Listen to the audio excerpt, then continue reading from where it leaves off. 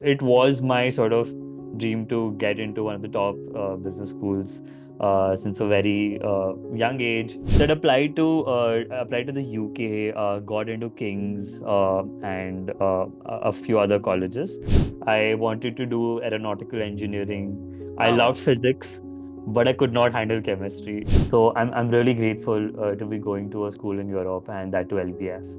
But looking back, I think taking one question at a time was the strategy that I sort of took at the end.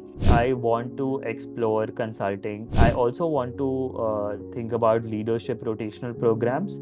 There are a lot of times when you feel that you've worked so hard, things are not going your way. So also very important to find that motivation to keep you going through that process overall.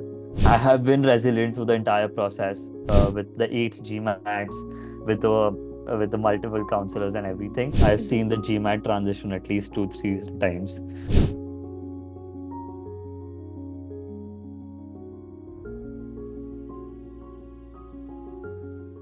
hi Yash.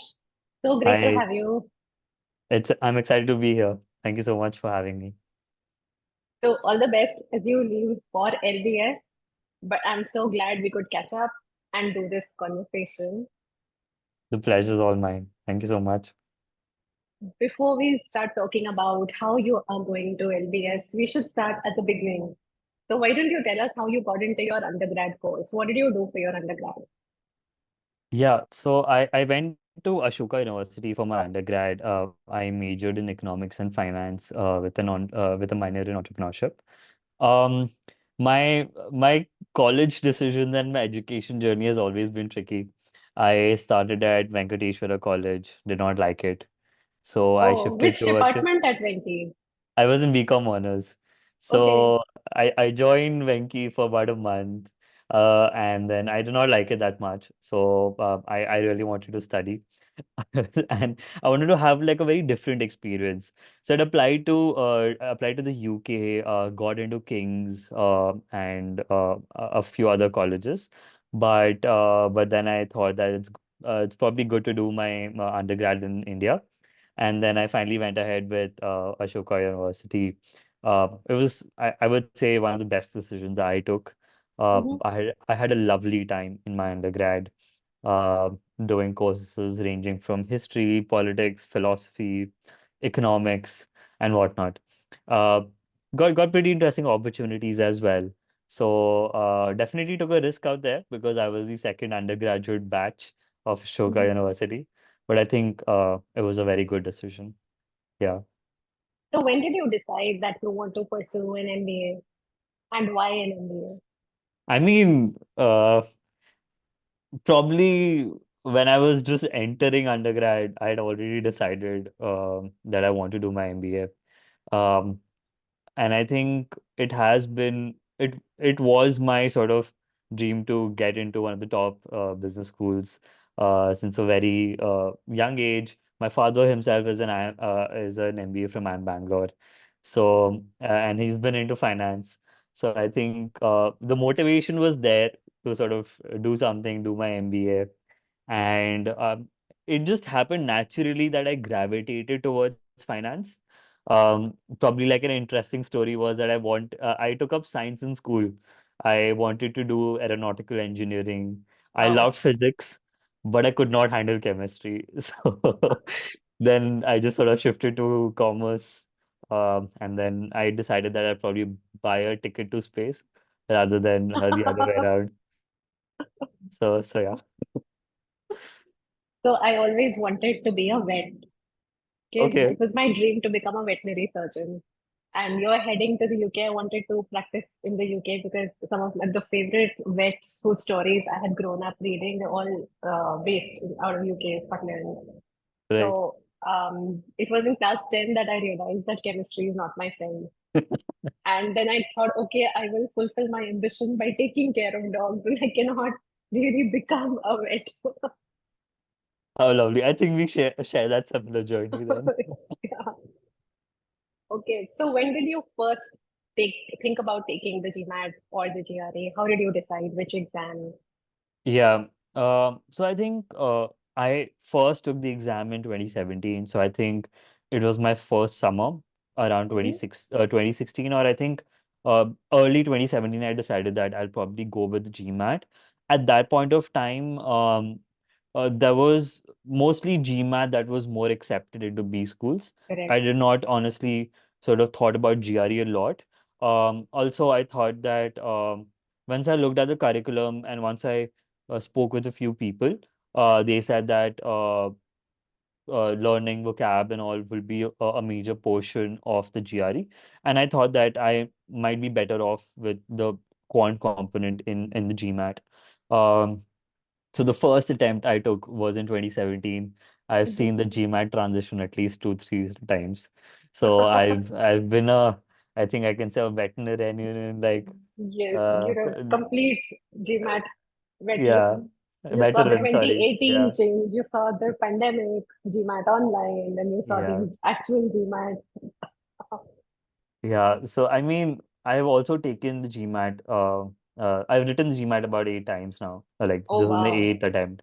Wow. Yeah, I have had a very difficult journey with preparing for the GMAT, and I have also approached a lot of centers and teachers who would help me in this journey. They've been very helpful, but I think um, the process of learning and sort of actually scoring um, was not an easy journey for me. Mm, And probably once I sort of associated with Catamount, I think there were few things which I which I put a lot more focus on that I realized after introspection that I did not in my previous attempts. mm, Um, so yeah, I mean, 2017, I also took two online attempts. There were scores. I started with like a 620, then I went up till 690. Then I took two more attempts, but it went from 580 to 520, and then I stopped. So there were gaps in between. So I had to sort of restart my preparation and a lot of previous knowledge combined with things that I was still learning again and again probably also impacted the way I thought about the exam. Um, Ultimately, I managed to score a 720, which was my highest score. Still feel that I could have scored a higher score because I was consistently getting 750 plus in my marks. Um, I think exam anxiety was a major portion of how I approached the exam and probably because of the score that I could not achieve. But looking back, I think taking one question at a time was the strategy that I sort of uh, took at the end, which helped me to reach the 720 score. Uh, so yeah, I mean, from 2017 till 2023 was my GMAT journey where I saw two of my scores also expire. So yeah. mm. Any chance you have your ESR with you? I think I might if I haven't deleted my GMAT folder yet. Uh, If we can look at your ESR or any prep test attempt, anything of that sort which is still available, it will really help get perspective. right. I actually have a couple. I'm just going to probably open them. I have three ASRs with me. One is a score of 620, which is in August 22nd, 2018. Then I have one for my 700 score in on May 13th, 2023, and then my 720 ESR, which was I think my second last attempt when sort of Do you want to look at the so 700 and 720? sure. Should I first project the seven?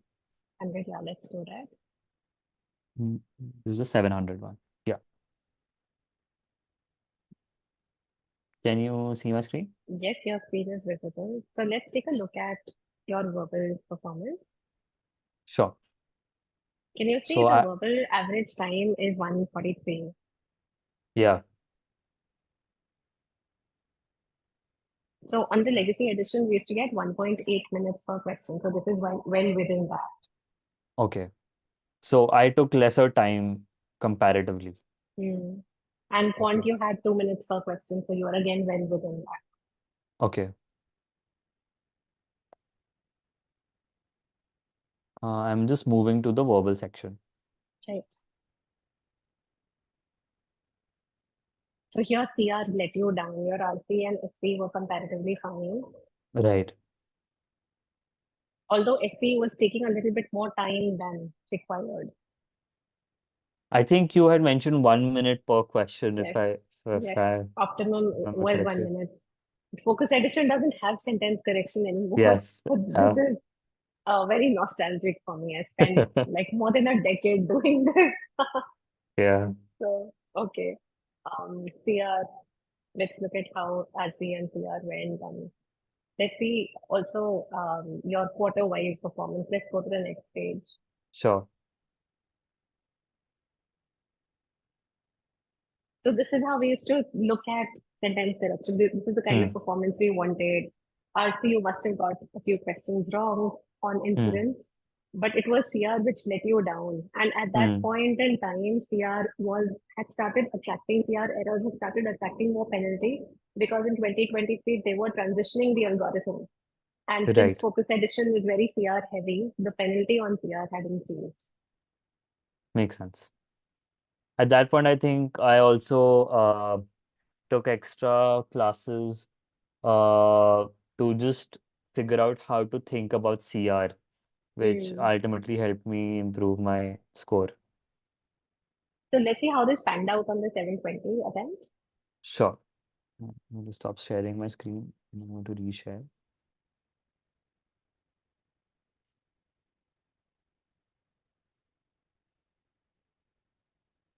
Yeah. So now verbal went up to 40, Yes. and your average time is now closer to 1.8. You were taking the full time. And how did your performance change? Let's see. This is interesting.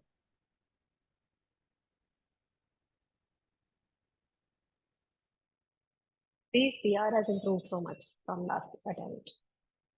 And even RC is now 92nd percentile. Let's move forward.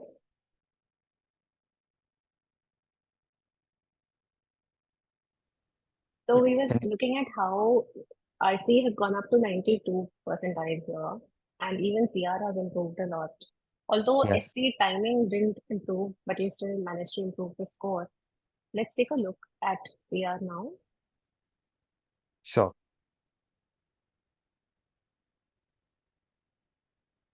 So RC went up quite a bit from 66 or something on the inference part. It's now 83. You probably had just one error on RC.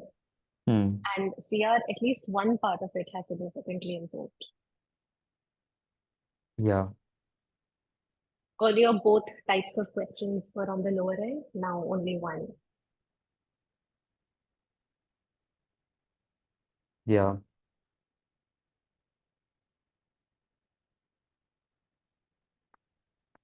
How did The la- quant change over the two attempts?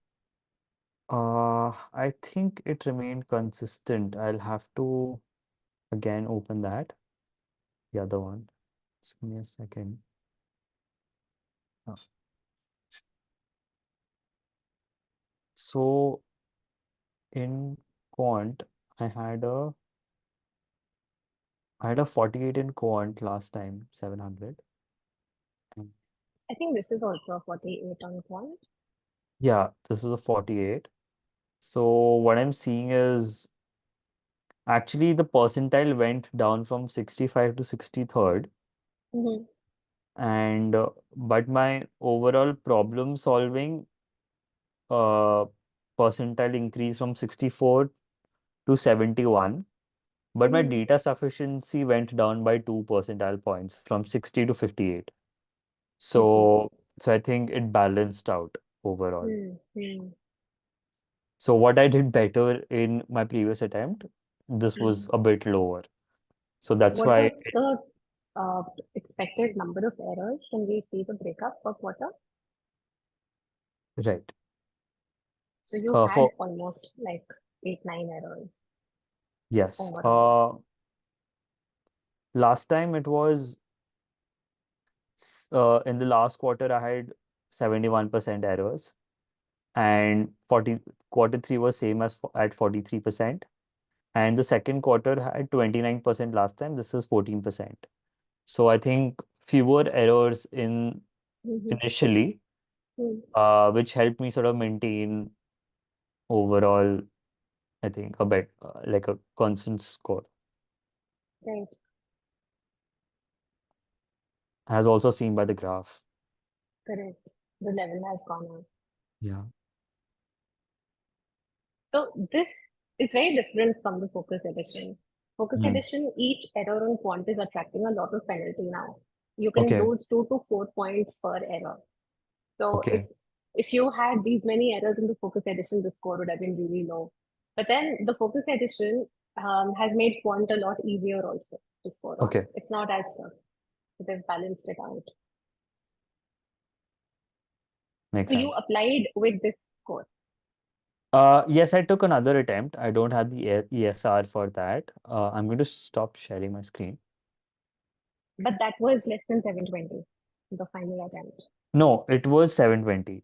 So the Again, thing is, okay. yes, unfortunately, I got a 49 in quant, and probably I think a 40 again in verbal. But the score remained the same at Mhm. 720. Usually, what I saw online was if I with that score, we get a 730. So I don't Hmm. know what happened, but my score remained 720 and not it did not go to 730. But you applied with the final one, 4950. Yes, so I mean I reported both scores because my IR in the last attempt was 3.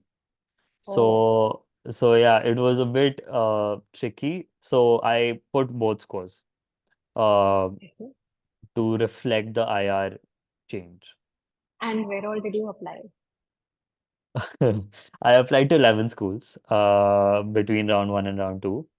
Round 1 I applied to LBS, IESE, Columbia. Actually, I'll just open my list because I have also forgotten how I applied, where I applied. What was the Uh, criteria to choose the school? so I had an offer from ISB. I did Okay. not want to go to ISB. So the top schools above ISB and not a 1 year program, because I was Mhm. very clear that if I'm going outside India, I'm going to a top program, and I don't want to do a 1 year because I feel that 1 year is too short a time for me to have an impact or like really learn for what I'm going for.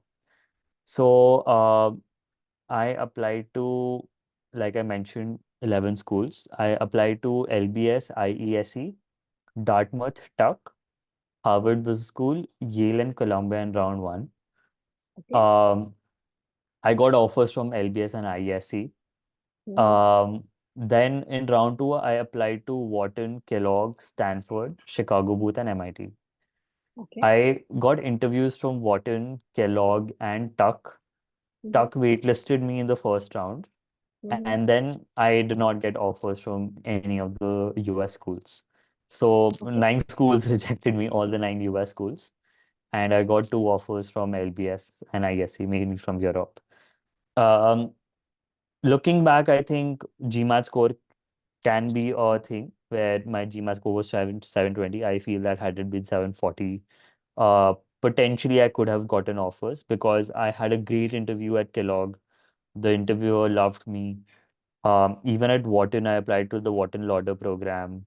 I had amazing sort of experience compared to what I saw, and my interview went really well. Even the interviewers mentioned that we took a very unique and a very good approach to the TBD process.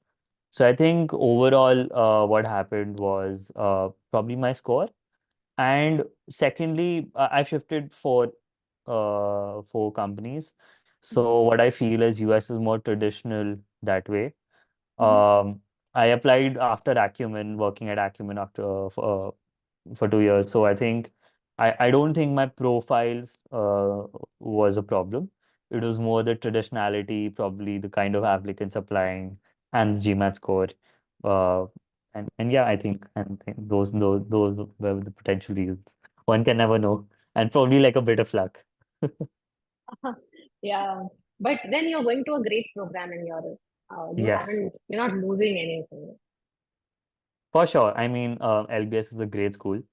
And I'm actually grateful because with LBS, one can do part-time internships during the Mm-hmm. term.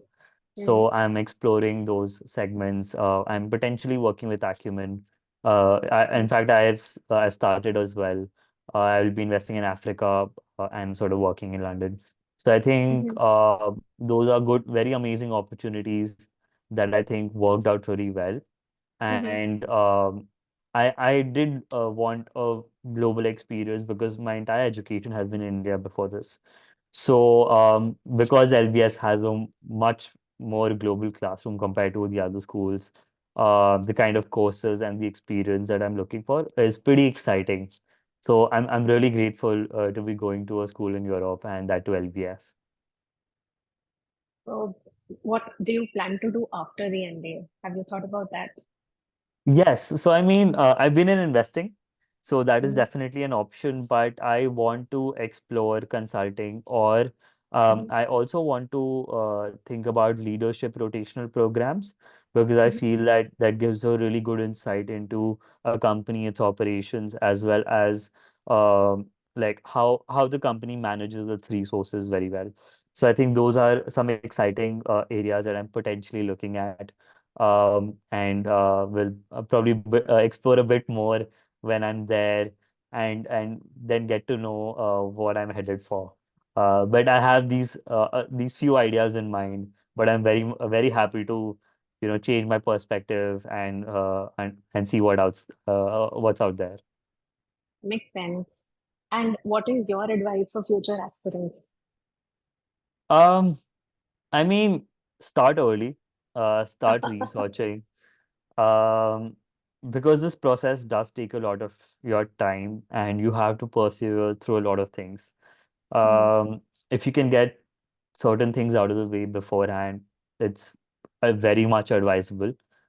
Um, I think with respect to the entire applications, definitely get a counselor because there are a lot of aspects in the application process which does require a lot of thought and introspection. And if you are, if you can do that, great. But there are so many other components of the application that a support is always helpful. And I think one of the most important things that I found in this process was selecting the right counselor. Mhm. I've burnt my fingers before when I was applying for masters.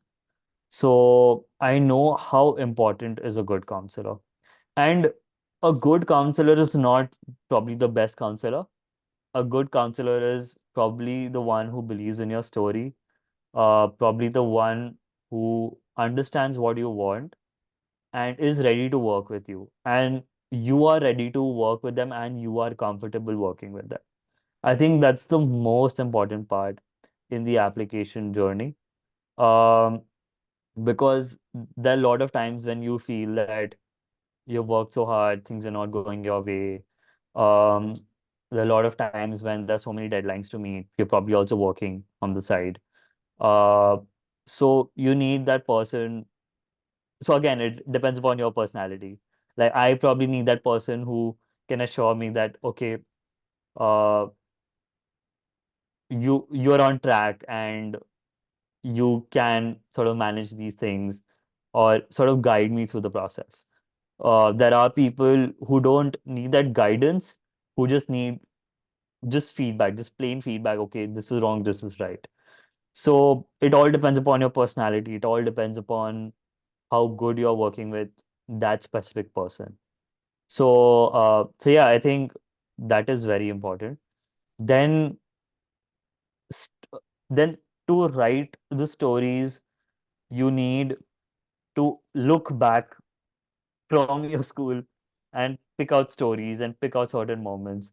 So what really helped me was also the questionnaires that counselors provide. Write each and every detail that you can think of so that each and every sort of portion of your life can be thought upon and Mhm. that stories can come out. I think that really helped me also to introspect about my life, what I want and what I want to do in the future, and where does that motivation come from.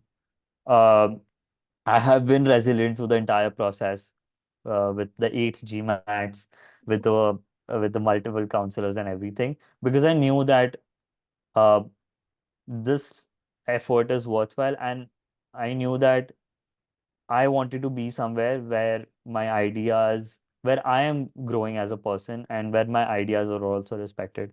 So that's why I went through this entire process. So for others, motivations might be different.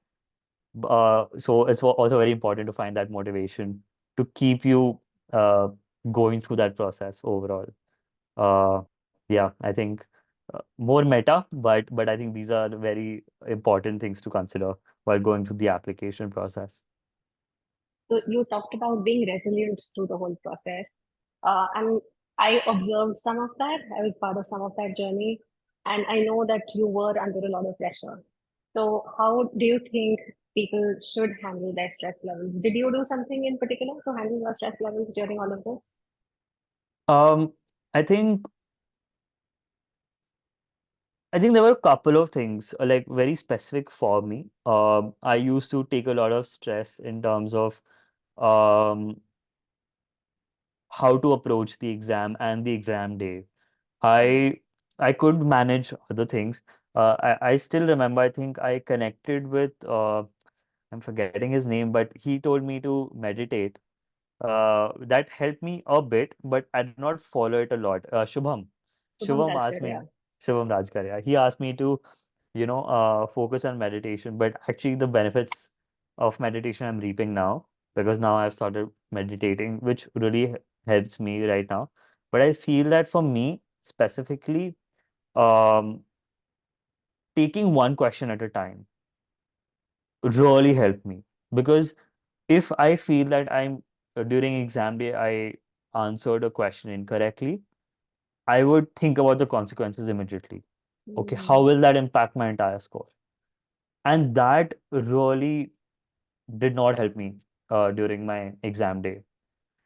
So having that mindset was very important that I built in the later part. Um, then one thing was maintaining an error log. Um, in my initial attempts, I did not think it was worthwhile, very honestly. I thought that if those are errors, I can rework them. But later, in the later part of my preparation journey, in I think 23 and 22, what changed was I took it from a perspective of, okay, these are the topics that I need to figure out and I need to stress upon to improve my score. So that really helped me. And third was the GMAT club, the practice tests and sort of solving those questions really helped. Which I think you also encourage later on to take those. And because those questions were very recent, I think that also helped me get into the rhythm of uh, what kind of questions can be expected. So I was more in touch with the material at that point of time. So I think those things really helped me out in the later parts, which and I think one of the most important part was the post-class plan because initially I used to take those courses from various other agencies and centers, but then my post-class plan was not very strong.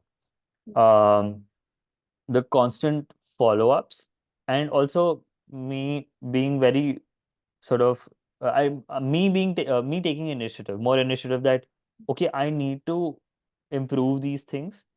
At least for me, helped a lot.